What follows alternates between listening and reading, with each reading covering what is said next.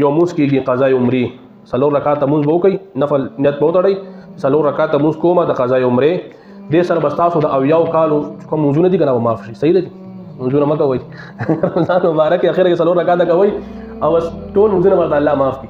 جنید بغدادي رحمت الله علیه ډېر لوی عالم انسان ډېر لوی انسان دی ډېر لوی. یو ورځ روان دی شیطان ورله آواز ورکړو ای جنید بغدادي مونځونه مه کوه پرېږده مونځونه مې ورته معاف کړه.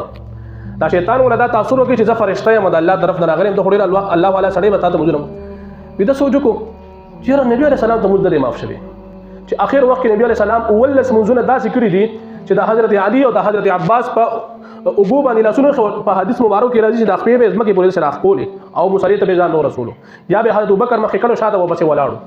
دومره سخت وخت کې نبی علیه السلام دومره لوی انسان اشرف المخلوقات کې د ټولو عظیم ترین انسان هغه ته مونځ نه دی معاف شوی. ما ته به څنګه مونځ معاف کېږي چې ته شیطان یې ما سره چل کې بس دا پلان خو سره وکړو خو ناکامه شو.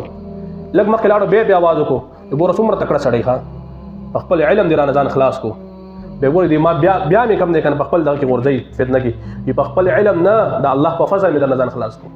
زما محترمو چې دا مونځونه نبي علیه السلام ته نه دي معاف جنید بغدادي په شان خلکو ته نه دي معاف. نو زه به 4 رکعاته کوم اخره کې او ما ته به د اویاو کالو د مونځونو ثواب میلاویږي نه دي. دا غلط فهمي ده.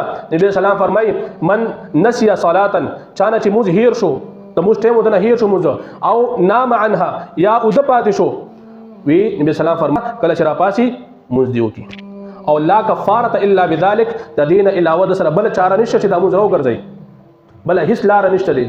چې څونه مونځونه تاسو نه تللی دي د هغې به حساب لګې د بلوغت نه 15 کالو کې زه بالغ شوی یم 14 کالو کې زه بالغ شوی یم هغه ټایم نه به حساب لګې چې تا څونه ستا وس دی هغه مونځونه به راګرځې.